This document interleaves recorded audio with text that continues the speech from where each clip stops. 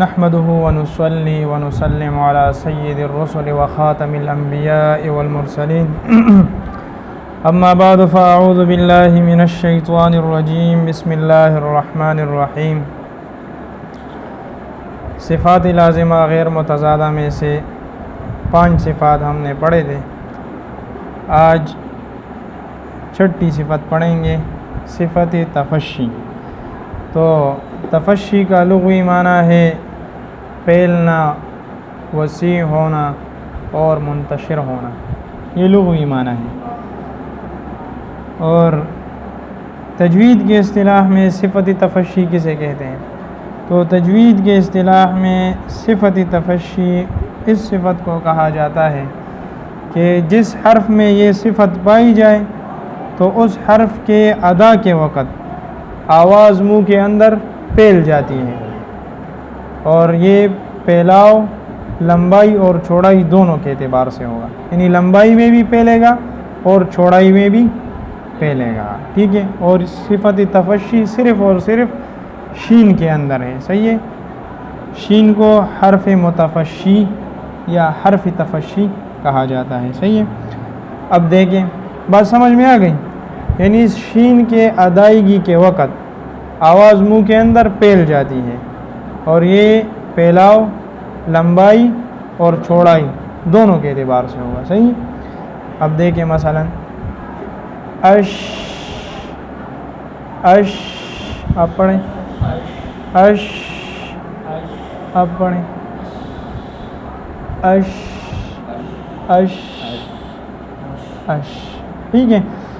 اب اس ادائیگی کے دوران یہ زبان اوپر تالو کے ساتھ نہ لگ جائے، صحیح ہے۔ اگر زبان اوپر تالو کے ساتھ لگے تو پھر یہ شین پر ہو جائے گا، صحیح ہے، اور شین پر نہیں ہے، باریک ہے، صحیح ہے۔ اور اگر اسی طرح زبان کی نوک اوپر تالو کے ساتھ لگ جائے تو پھر بھی شین پر ہو جائے گا۔ تو اس ادائیگی کے دوران زبان نیچے رہے گی، ٹھیک ہے، اور آواز کے اندر پھیلاؤ ہوگی، صحیح ہے۔ یہ صفت تفشی ہوا، صفت تفشی۔ اچھا، یہ صفت صرف شین کی ہے، مطلب اس کا یہ ہے کہ اس کے ادا میں آواز منہ کے اندر پھیل جاتی ہے، صحیح ہے۔ میں نے آپ کو تفصیلاً بتا دیا۔ آگے صفت ہے صفت استطالت، اور استطالت کا لغوی معنی ہے درازی، لمبائی، صحیح ہے، طول، یہ اس کا لغوی معنی ہے۔ امتداد، یہ لغوی معنی ہے، ٹھیک ہے۔ اور تجوید کے اصطلاح میں صفت استطالت کسے کہتے ہیں؟ صفت استطالت بھی صرف ذوات کے اندر پائی جاتی ہے، صحیح ہے۔ تو تجوید کے اصطلاح میں صفت استطالت اس صفت کو کہا جاتا ہے کہ جس حرف میں صفت استطالت پائی جائے اس حرف کے ادائیگی کے دوران آواز مخرج کے ابتدا سے لے کر انتہا تک پھیل جاتی ہے، صحیح ہے، ٹھیک ہے۔ اب دیکھیں، آپ سمجھے کہ ذوات کا مخرج ہم نے پڑھا تھا، ذوات کا مخرج تمام مخارج سے لمبی مخرج ہے، صحیح ہے۔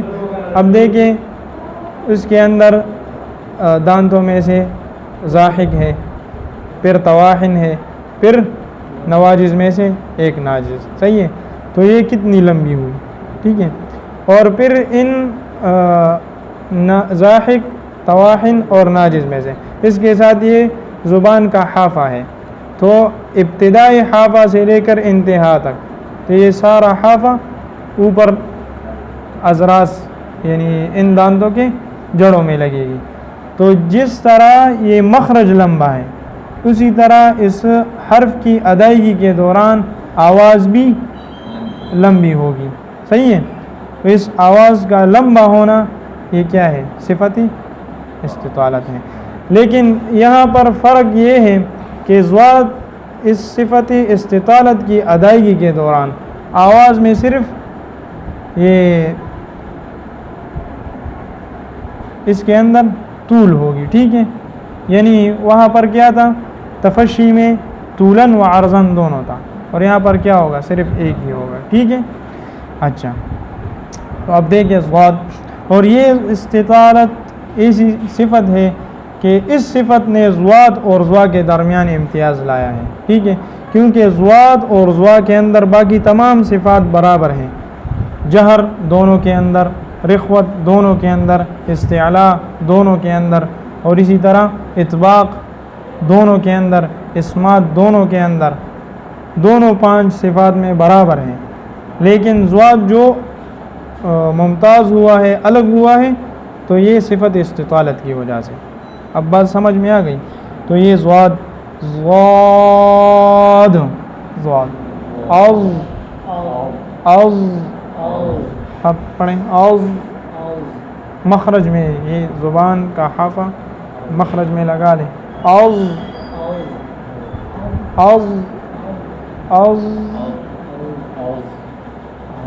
ٹھیک ہے۔ اچھا، استطالت لغوی معنی ہے دراز کرنا، یہ صفت صرف ضاد کی ہے، مطلب اس کا یہ ہے کہ اس کے ادا میں شروعی مخرج کہاں ہے، ضاحک ہے، شروعی مخرج یعنی حافظ زبان کے شروع سے، یہ حافظ زبان ہے، اس سے شروع ہو جائے، ٹھیک ہے، اور حافظ زبان کے شروع سے حافظ زبان کے آخر تک آواز کو امتداد ہوتی ہے، آواز لمبی ہوتی ہے، ٹھیک ہے۔ اچھا، یعنی اس کا مخرج جتنا طویل ہے، مخرج طویل ہے نا، پورے مخرج میں آواز جاری رہنے سے آواز بھی طویل ہو جاتی ہے، بات سمجھ میں آ گئی؟ مخرج طویل تو آواز بھی اس کی وجہ سے طویل ہو جائے گی، تو یہی کیا ہے، صفت استطالت ہے، بات سمجھ میں آ گئی؟ تو یہاں تک یہ صفات لازمہ مکمل ہو گئے، 17 صفات پورے ہو گئے، اور آپ نے مخارج بھی کتنے پڑھے تھے، 17، اور صفات لازمہ بھی کتنے ہیں، 17 ہیں، 10 لازمہ متضادہ اور 7 غیر متضادہ، اور میں نے آپ کو وہاں بتایا تھا کہ غیر متضادہ کیوں کہتے ہیں، یہ سوال بھی کیا جا سکتا ہے کہ ان کا ضد بھی آپ خود نکالیں، مثلا استطالت ہے تو آپ عدم استطالت نکالیں، ضاد کے اندر استطالت ہے باقی کے اندر نہیں ہے، تو یہ بھی متضادہ ہو گئے، تو اب کیوں اس کو غیر متضادہ کہتے ہیں؟ تو میں نے آپ کو بتایا تھا شروع میں کہ یہاں پر اس کے لیے ضد وہ مقرر نہیں کیا گیا ہے، جب مقرر نہیں تو کیا ہو جائے گا، غیر متضادہ ہو گیا، ٹھیک ہے۔ اور یہاں تک جو مخارج آپ نے پڑھے تھے 17، یہ صفات بھی 17 مکمل ہو گئے، تو تجوید کا مقصد یہی ہے کہ مخارج اور صفات ان کو سیکھ کر عمل میں لایا جائے، تاکہ قرآن مجید کے تلاوت کے دوران ان بڑی غلطیوں اور چھوٹی غلطیوں سے بچا جا سکے، صحیح ہے، تو مقصد یہی ہے، اور تجوید کا بنیاد بھی یہی مخارج اور صفات ہے، یہاں تک یہ مکمل ہو گئے، اور تجوید کی طرف یہ زیادہ توجہ دینی چاہیے مخارج اور صفات پر، یہ نہیں کہ آواز کے اندر حسن ہو اور ان کو کوئی تجوید کہے تو یہ پھر ظلم ہوگا، صحیح ہے، مخارج اور صفات کی ادائیگی صحیح ہو تو بس یہی تجوید ہے، ٹھیک ہے۔ اور آپ نے یہاں تک یہ مخارج اور صفات پڑھ لی، تو اب آپ پر لازم ہے کہ آپ اس مخارج اور صفات کی روشنی میں تلاوت کریں، صحیح ہے، یہ نہ ہو کہ آپ نے یہ سیکھ لیے اور آپ اس کے مطابق تلاوت بھی کر رہے ہیں، اور آپ کسی کے پیچھے نماز پڑھ رہے ہیں اور اس کے مخارج اور صفات درست نہیں ہے، تو آپ کہیں کہ میں ان کے پیچھے نماز نہیں پڑھتا، کیونکہ یہ تجوید کے خلاف، تو پھر اتنی تجاوز بھی نہیں کرنی چاہیے، صحیح ہے، اور انانیت اختیار نہیں کرنی چاہیے، صحیح ہے۔ اگر کسی کو علم نہ ہو، تجوید اس نے نہیں پڑھا ہو اور وہ اس طرح کرے تو پھر ٹھیک ہے، اور اگر کوئی تجوید کر بھی گیا ہو اور پھر غلط پڑھے تو پھر الگ بات ہے، صحیح ہے۔ اور یہ نماز ہونے نہ ہونے کی باتیں یہ مفتیان کرام کی باتیں ہیں، یہ قاریوں کی باتیں نہیں ہیں، صحیح ہے۔ اگر کوئی قاری مفتی بھی ہو پھر کہے تو پھر ٹھیک ہے، صحیح ہے۔ تو آپ کو بھی چاہیے کہ ان مخارج اور صفات کی روشنی میں قرآن کریم کی تلاوت کیا کریں۔ صحیح ہے انشاءاللہ. اچھا مفردات میں ہم کہاں تک پہنچے تھے؟ سین شین پڑھا تھا. صاد آگے ہے صاد. صاد کا مخرج یہ زبان کی نوک اور ثنائے سفلا، پھر کچھ اتصال ثنائے اولیاء کا. صحیح ہے. صاد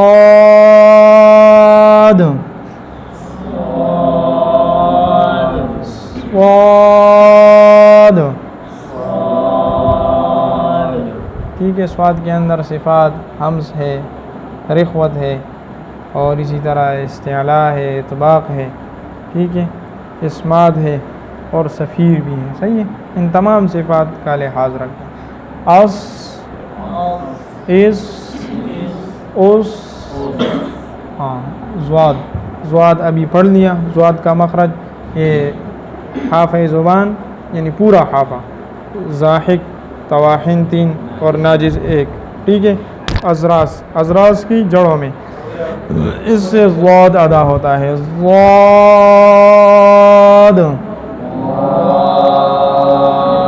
از از از از از از. اچھا اجرا میں قرآن مجید. اچھا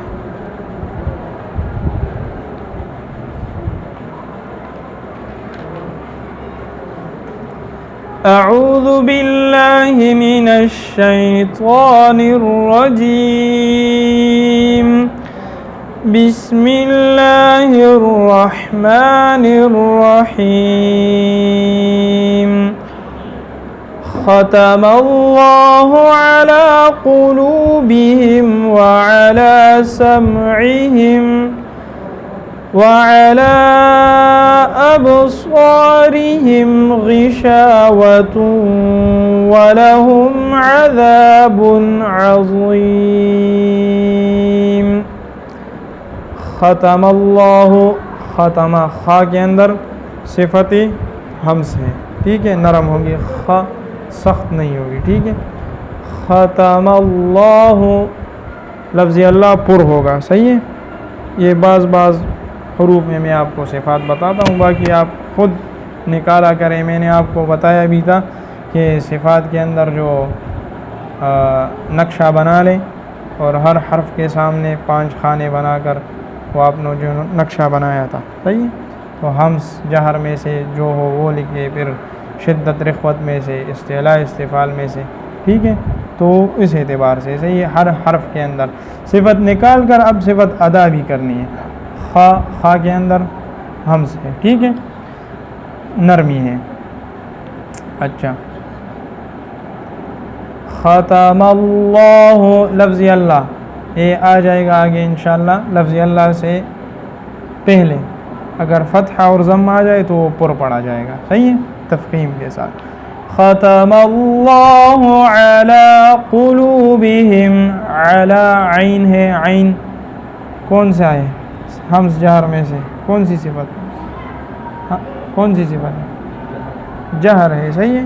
جہر ہے. فحثہ شخص سکت اس کے اندر ہے نہیں ہے تو جہر ہوا. اس کے اندر آواز بلند ہوگی. اعلی اور پھر سختی نرمی میں سے تو نہ شدت ہے نہ رخوت بلکہ توسط ہے. ٹھیک ہے. درمیانی صورت. لن عمر کے اندر آیا ہے. علی قلوبہم.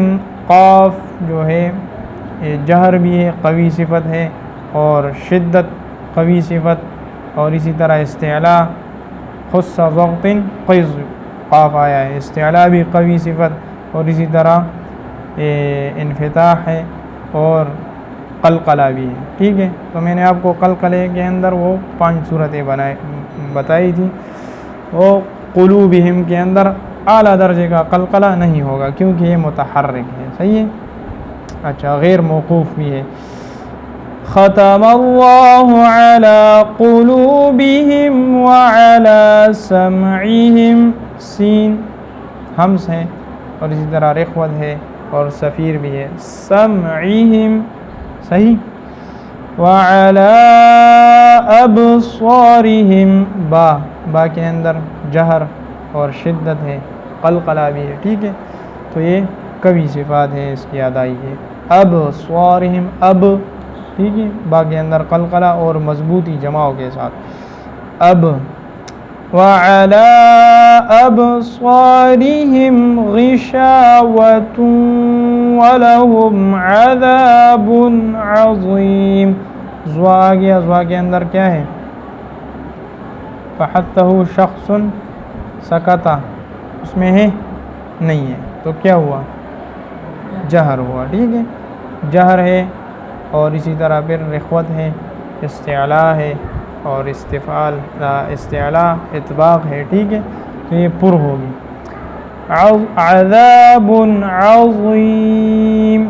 آپ پڑھیں ختم اللہ علی قلوبہم وعلی سمعہم.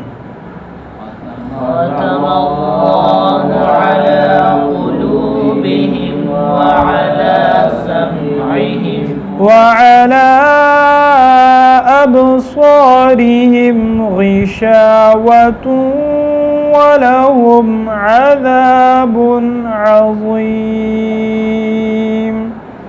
وعلى أبصارهم غشاوة ولهم عذاب عظيم. وعلى أبصارهم رابری ہوگی. ٹھیک ہے, وعلى أبصارهم پڑھیں.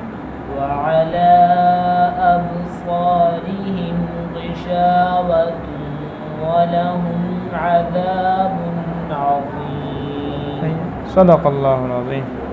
سبحان ربک رب العزة عما یصفون وسلام علی المرسلین والحمد